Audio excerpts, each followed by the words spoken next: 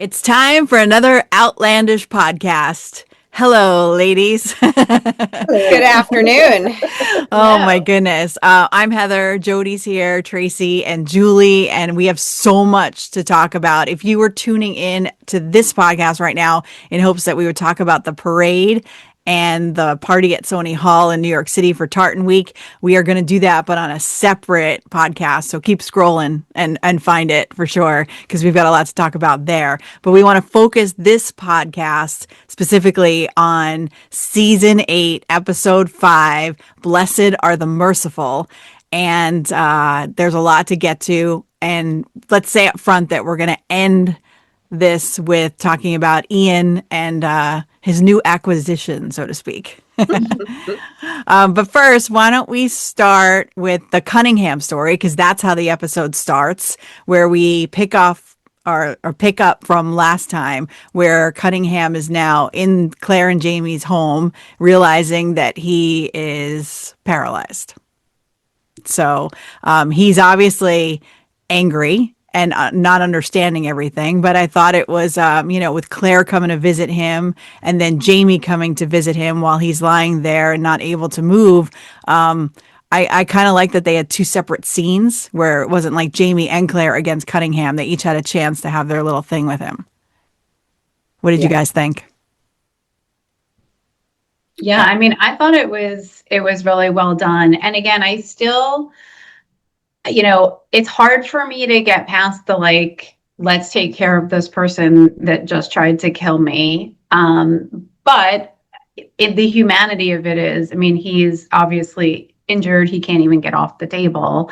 And Claire, she's got her oath and she's always going to take care of people. So, they're better people than I am, I guess. I don't know. That's when I see the way that they treat them and the way that, Jamie basically allows her to do that. I don't know how he really feels about it, but he would never stand in her way. And he says that at some point, that, this is what his wife does.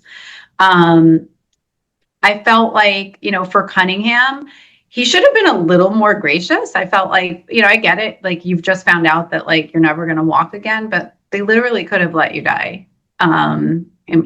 So I think when you find out you have an injury like that, you're anything but understanding. You're angry at the world, you're angry at everything. And he thinks perhaps Claire did something to him to cause the injury, the sort of lack of understanding of people at the time of, how things medically happen.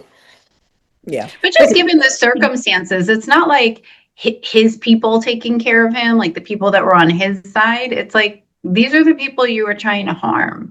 And so I was a little, I think that Elspeth kind of showed that kind of, appreciation for Claire. And I really kind of like their goodbye where, in another world, we would have been friends. And that mutual respect for one another, just recognizing we're on opposite sides of this, but, we've got this mutual respect for one another.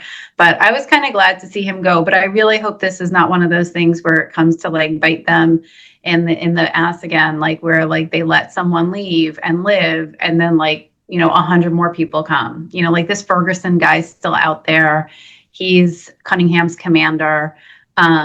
So I really hope, I don't know, because I'm not a book reader, but I'm hoping that we're not going to see them again. But I wonder. Well, I kind of looked ahead to see, I wrote in Google, I said, who plays Patrick Ferguson in Outlander? And it came up with an actor's name. And so that character is coming. Yeah. So this isn't over. Yeah. And plus he was mentioned as being in Frank's book, right? It's a character that we're going to have a resolution of that story that's going to happen. So right. They wouldn't have brought his name up if they weren't not going to introduce him. Yeah. So. What did you think about Elspeth asking Claire, have you ever seen anything like this before? I felt like that question was loaded. That was such a tell. I know Which one of you last week said Elspeth could be a traveler? Jodi. I Jodi's still like, think guilty. it. It's me. I Right? still think it. No, Take and that little nuggets. I had like when she asked that question, I had like a little hair stand up on the back of my neck type of thing. Like, Yeah. was that Elspeth trying to be like, Where? I have a When? suspicion that perhaps you aren't, who you say you are, or there's a lot more to you than what you're letting on. I don't know though. I don't know. Not everybody can be a traveler in this Right. in this But that's how I watch the show. Everyone does something. So Right. But it's got to be pretty unbelievable. I mean, like at this point, the viewers are super comfortable watching Claire perform surgery and do all of these things. But you have to remember in that day and time, that is very unusual for a woman to be able to perform surgery. I mean, think about like in the previous season when she was injured, where that doctor was like, you don't know, you can't be here, you can't do this, and then realize like, oh, she's super helpful and she should be here and doing this because she's a healer. But quite frankly, I mean, she's an accomplished surgeon from the future. I like when Jamie said, you made your bed, now lie in it, while he's actually lying in bed. Oh, it's such a great line. Yeah. It's such a great line. I mean, it was tough, the conversation between the two of them, because, they're both sort of, honorable men that, believe in the call of duty and that believe in, brotherhood in arms. And I think from Cunningham's perspective, like, he doesn't think that anything he did was wrong. Because he feels like he's on the righteous side of things. So, in his mind, he is meting out the king's justice, which is his duty as an officer of that king. I think it's interesting that he never thought that he would get harmed like that. Like to him, it was like life or I'm going to die, and I'm not going to die for another 5 years. He never ever made the consideration that he actually could be injured so badly. Right. Like cruel irony. Like, though you might be alive for the next 5 years, but it's not going to be particularly fun. But he also said that he was going to die in battle. Like, that's how he thinks he's going to go out. Not anymore. Jodi made a point when we were watching them drive off in the wagon, because we watched the episode again together this morning in a hotel in New York City. That's true. Which I love. Like two college kids. Like, amazing. Yeah. She said, what did you say, Jodi? That like that can't be good for him to be in a wagon. That's no. Oh my God. Yeah. I think about Jamie being in the wagon after Culloden and after Culloden, and then also after Jack Black tortured him both times. And I remember, reading in the books just like the absolute agony of being in a wagon injured. Yeah. Terrible. But going back to like what you said about, Cunningham thinks that he's on the right side, and like Jamie has no reason to share any of their knowledge with them and who they are, and like, hey, guess what, you're not on the right side, and that's not how this is going to end. But it was so interesting with the tenants, right? Like they align to Cunningham because they really just feel like, well, who's going to really win against the crown? Like, I don't necessarily think that they really care so much about that. It's like they just don't want to be on the losing side necessarily. Sure. Which makes tons of sense, right? They're practical people. These are farmers. These are people that are just trying to get by. And I could totally see where Jamie was coming from in terms of like, I don't want these people on my land. They just tried to kill me. Like, they've got to go. And then for Claire to kind of like appeal, but like, what about the women? What about the children? And then for them to come to him and appeal. And I thought it was really amazing for Jamie to change his mind. Like, that is not something that you typically, see him do.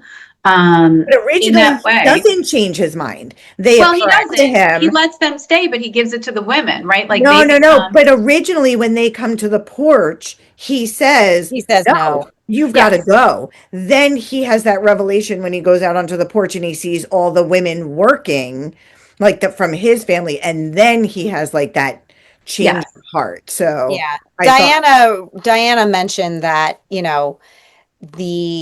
his rationale makes a lot more sense in the books because there's just more time. There's just more time for him to think and consider, and for him and Claire to talk about the implications of letting them stay versus kicking them out. So I get that it feels, as a viewer, it feels rushed. Right. Yeah. But it's also so progressive of Jamie that he gives 100%. the women. He made those men like so incredibly uncomfortable, and Hiram was like not having it. But I loved what Jamie said, and I always want to say this at work and say, you know, we're not holding a gun to your head. You don't have to stay here if you don't like the terms. Go. So that's how it is. Yeah, you'd probably get fired if you said that at work, Jodi. Yeah, I would. I think it in my head. It just goes around and around and around. Right. Work. So let's move on to Roger and Briana. And wow. So yeah, they have a conversation. I'll just tell you right now, the second that they were talking and she's reading the note that he had written and shoved in his pocket in a previous episode, she's sitting on the bed. He's getting all washed up. He's got no shoes on. I knew what was about to happen. You knew sexy time was on its way? I knew sexy time was coming. So, and I was like, because they're not my favorite when they are together. But I was like, yeah, well, they're not going to give us another Jamie and Claire one anytime soon, or maybe another couple of episodes. So here we go. And I just want to say that how funny it is.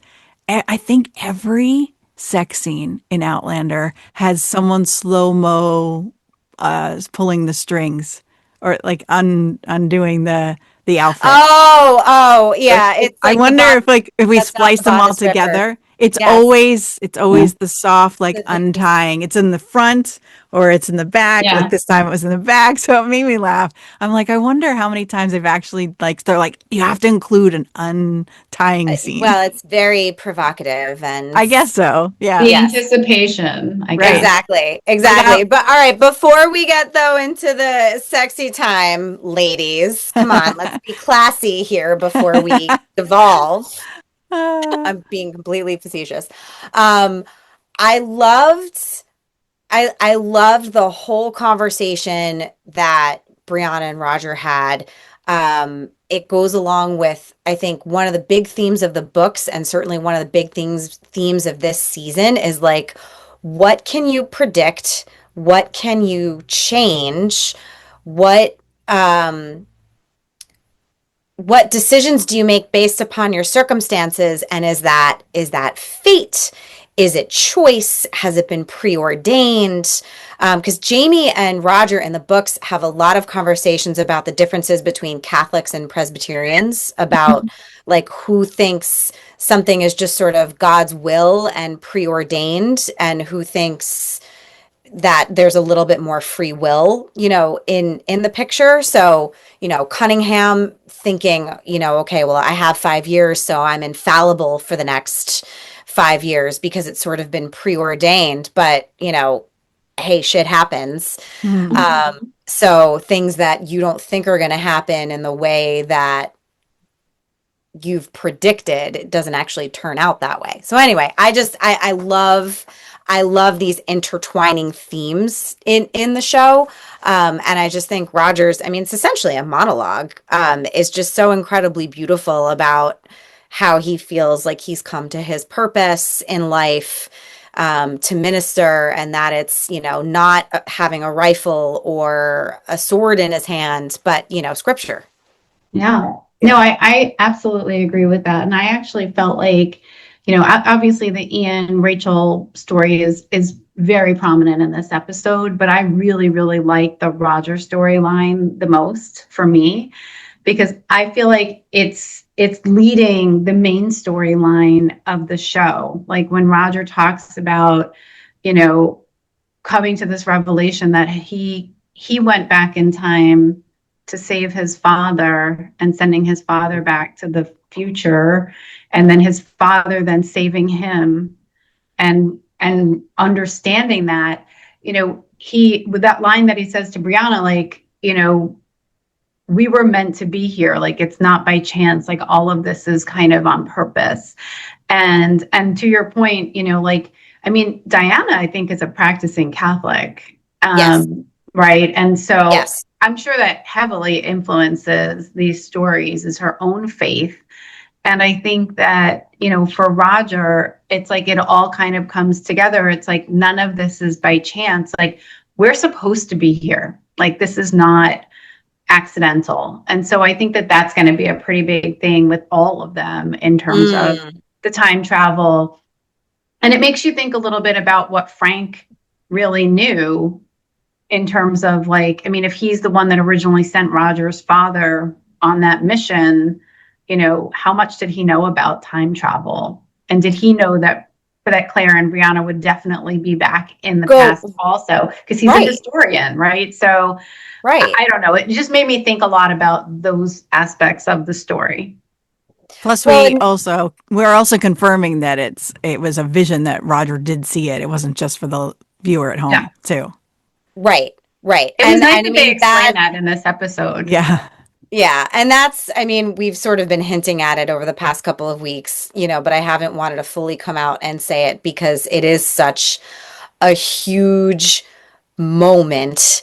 Like, it was a huge moment in the novellas where I couldn't even tell Jodi because she hadn't read them yet, where I was just silently freaking out to myself when I read them that, oh my God, Buck and Roger send back Roger's father. And he literally, like, the sirens are going off. People are rushing into the London Underground. He doesn't know where his wife and son are. He finds them. His mother throws him. And at some point, I think his father then hands him off to somebody else because, like, everything is crumbling. And eventually his father also, kind of succumbs to the building collapsing. But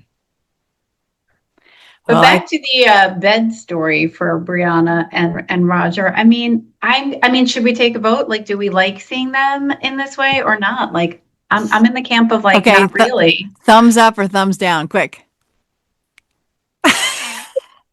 That's all. I don't think we need to say anymore. And I feel so bad. Like, I'm not. You shouldn't feel bad. I know. I will say their wedding night when they were handfast in that, like, barn wherever they were. That was good. That was beautiful. It was like reminiscent of Jamie and Claire's wedding scene. Well, it's also a reunion, right? Like, we love our reunions. We love our reunions too. I will tell you the one part that I did like when she starts to walk away from him and he grabs her back. Yeah, that's pretty sexy. That wasn't pretty hot. Yeah. So I enjoyed that. And then I was like, oh, okay, here we go. It didn't last long, as Jodi mentioned. Right, I was like, for time's sake in the show. I mean, well, and can I make a vote? Go ahead, Jodi. Well, I also liked the music that went with it. Like, I think that Bear's music throughout this entire episode was fantastic. I said to my husband on Friday night, I was like, hats off to Bear McCreary this season in particular, because I love how every set of characters has their leitmotif, right?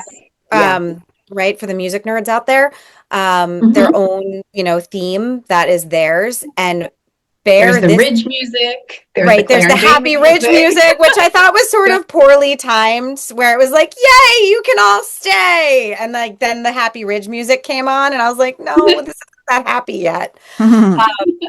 But Bear McCreary's really doing an amazing job of, like, taking these musical themes that we've come to love and just, like, very subtly changing them this season. And it's just, I'm a music nerd, so it's just really fun. It's really fun to hear that. So let's move on to talk about William, who had a scene himself last episode and now goes to confront his cousin and learns a whole bunch of things, including the fact that Ben is a turncoat and that Ben read Common Sense by Thomas Paine. Shout out to New Rochelle, New York, where I'm from. That we had a Thomas Paine statue in town, and and makes me think about Elizabeth Schuyler. It's funny that you say that, because they definitely say, I've been reading Common Sense by Thomas Paine. Yeah. And then she goes, and I want to talk to him to include women in the sequel. Right? Yes. But meanwhile, then that kind of happened with Jamie and the women. Sure did. he kind of wrote them a sequel of sorts. For sure. Anyway, but Ben is now revealing to him that what happened with Amaranthus? I mean, like, she was a honeypot. She or is orchestrating, no, but pulling the strings. What I don't understand though, like, so she's the one that came up with this idea that he should pretend to be dead. So she would really go and marry William, and her son would never know his real father. Like, that's kind of crazy.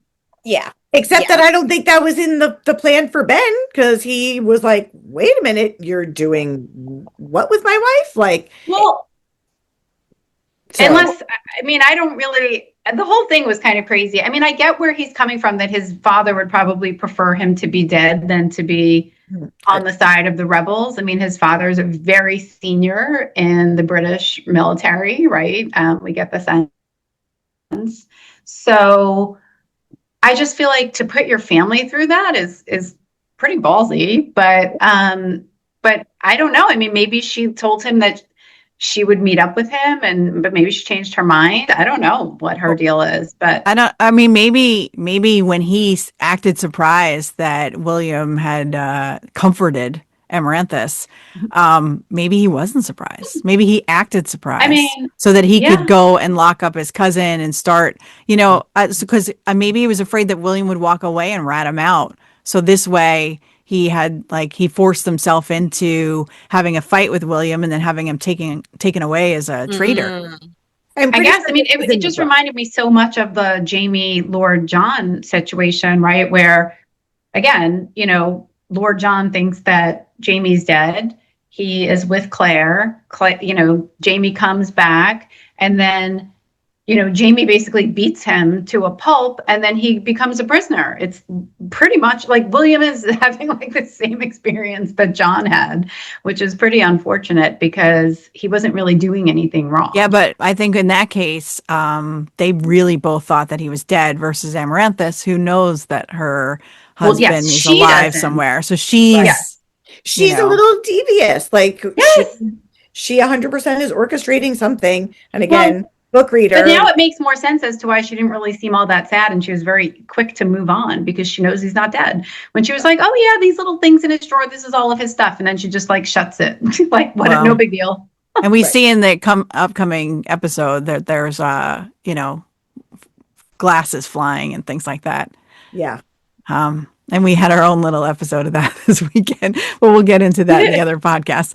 But I love that Denzel is going to help him escape. Oh my God, that scene is one of my favorite scenes from the episode, where he goes in there as a doctor and he takes out a very, very scary instrument. Like a cock gun. And I was like, okay. Yeah. I mean, that was pretty funny. It's fun. What was the line, Jodi, that I wanted to remember that William said to his cousin? Excrement. You like something with your family, you smeared them with excrement. You smeared them with excrement. And then later, here comes Denzel, and he's ready to talk about. He's like, I need your enema. I'm ready for your enema. I thought that was very funny. Essentially. And then he's like, we left the door open so I can quickly escape. And he's like, no, I'm going to say that you have a terrible, contagious disease, and I'm going to bring you into the woods. Yeah, he said smallpox. Which is isn't that why they burned the ship? Fergus's dad? Yeah. Yes, they burned the warehouse and the ships. Yes, because of smallpox. So shout out to smallpox showing up again. Shout out to smallpox and vaccinations. Cue more of the online comments. Yeah, so William is definitely like. Was there ever a part of you that feared for William in this episode? No, I don't think so. I do think I'm still questioning, like, what did Ben know, or what did Amaranthus know or not know? Was she afraid that Ben would get killed in battle, and so she was just basically hedging her bets of, I'm gonna sweet talk this, man who has all of this inheritance and this title, and should worse come to worse with my current husband, then I'm good. Like, she's got to look out for herself and her son. Yeah. So I perceive. If I were William, I would be so angry with her. I mean, he owes her nothing at this point. She was so deceptive. Right. So I perceive. Even if she is pregnant from their rendezvous. Right. Right. Which she very well could be. I bet she is. I'm looking at Jamie coming to save William, and that's how they get together again. Yes. Right. I 100% like. I'm almost thinking that, now you've got Ben on the side of the rebels. Like at some point, does William change sides? Like, I mean, there were some, I think it was the last episode where leaning on like the rebel side, William, he's got Briana, he's got Roger. It's like he's, slowly realizing that all these people that he is like of relation to are fighting on the other side. Like, does he fight alongside Jamie? And does Jamie like ultimately, like when he dies and then comes back to life, which I think is where this is headed. I don't know. I think he dies. Yeah, that's what I think. Interesting. Like, I think that Jamie would step in front of a bullet for him. And I think maybe at that point, maybe William will understand that his father actually loves him and he doesn't feel rejected by him. Right. Because he really does. I mean, for all he says, like, I mean, you can understand why these things happened, but no one's really explained so much to William why Jamie couldn't raise him. And I'm sure on some level, he feels like he was abandoned. Yeah. I mean, his real mother has died.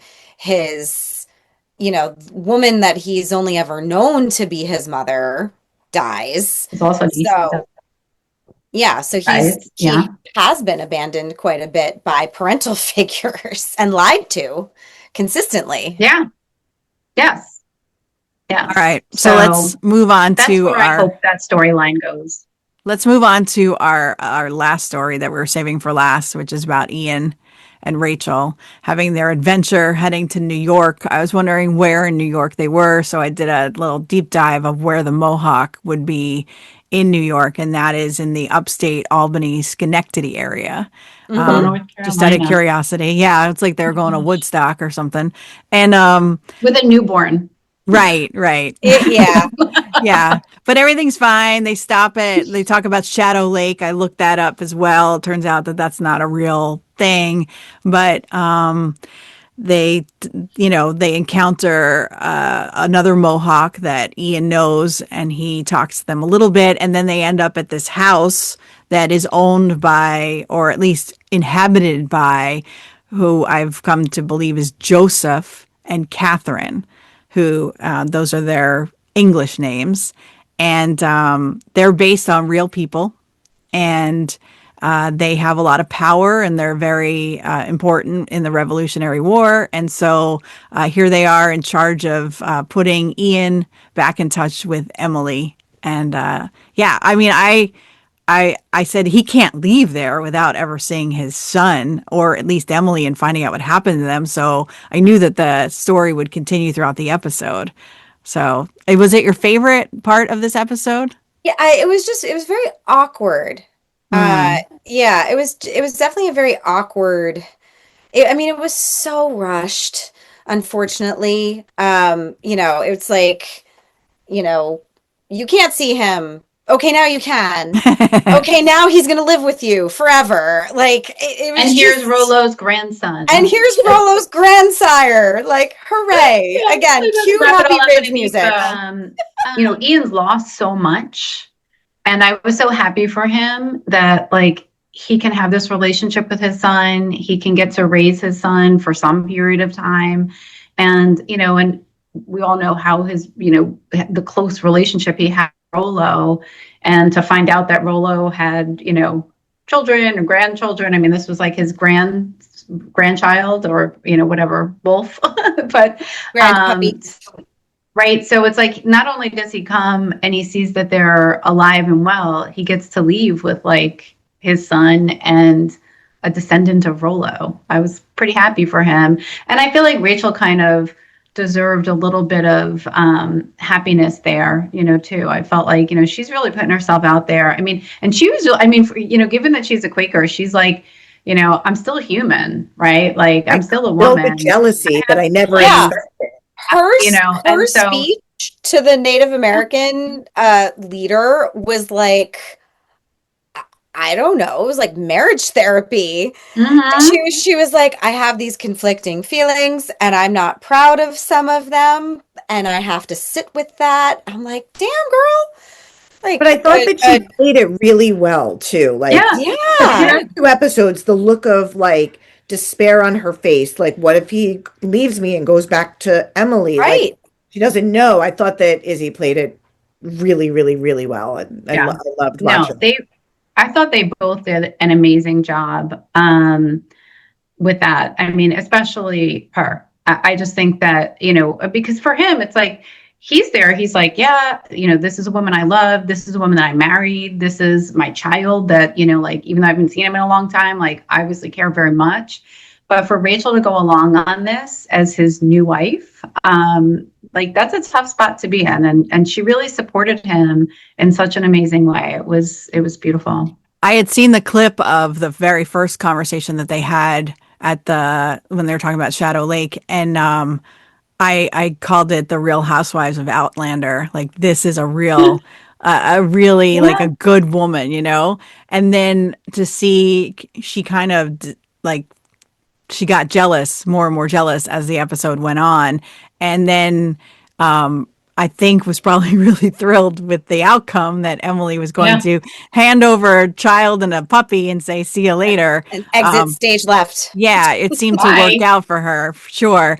It was wrapped up in a nice package for me that I was like, I understand why they do it. I understand that they're trying to advance a story. But like the child actor wasn't my favorite. I felt like he should have been more sad to be leaving his mom. Very much so. Like most kids would kick and scream. And I was thinking, shouldn't it be Rollo's kid, not grandkid? But whatever. It was sweet, a puppy and a kid, and everyone seems to be happy, And then of course she comes up with, and we will call him Hunter. Which was their last name, right? I mean, it's straight. That's straight from the book. Oh, is it? No, it is straight from the book that Hunter Murray, because Ian was the one who gave Swiftest his of Lizards. Son, Swiftest of Lizards, his name. So she was basically returning the favor. Right. Right. And again, Emily having this crazy dream that would then have her turn over her son for a better life. And it's John Bell, isn't his middle name Hunter too? It is. Kind of cool. It is. Yeah. What I kind of don't understand is why she would give up her son, but not her daughter. Like, how are you? Well, she only had the dream about her son. Like, in her vision, the daughter was safe. I think they covered that because she was not concerned about herself or the other child. It was just her son that died in her. And also, I think because he's mixed race. Yeah. Right. And her daughter is fully, indigenous, whereas her son is mixed race. So that could be problematic. Yeah. But I kept thinking she's giving him up. She had this vision, but now he's going with Ian and Rachel. And we know that there is a battle coming. God forbid, does the son, Swiftest of Lizards, Ian James, does Emily's vision come to fruition when he's with Ian and Rachel? It could, but she felt like he was more protected with them. Right. He had a better chance. Yeah. So, something is happening in Savannah next week, and something is on fire. And someone is not making it out alive in that fire. We just don't know. We book readers know who dies. Yeah. I have a feeling. I don't think they're going to play it that way in the show. No? I won't. No, I actually don't think so, because they've done nothing to build up that particular character. And I'm not even going to say anything until we know next week. Okay. And then no spoilers. Yeah.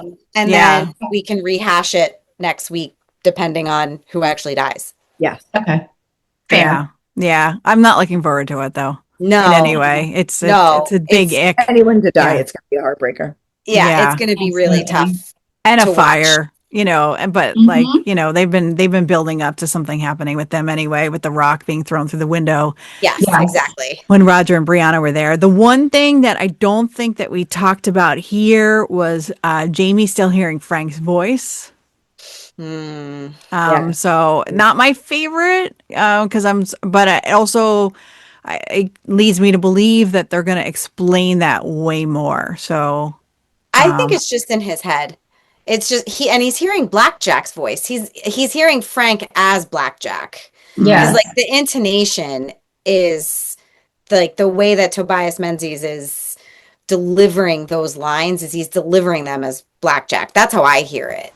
Me too. But that's how Jamie would hear it also because he's never heard Frank. Exactly. Right. So I don't think Frank is actually good because again, in the books, there's a Native American elder that comes to live on the ridge.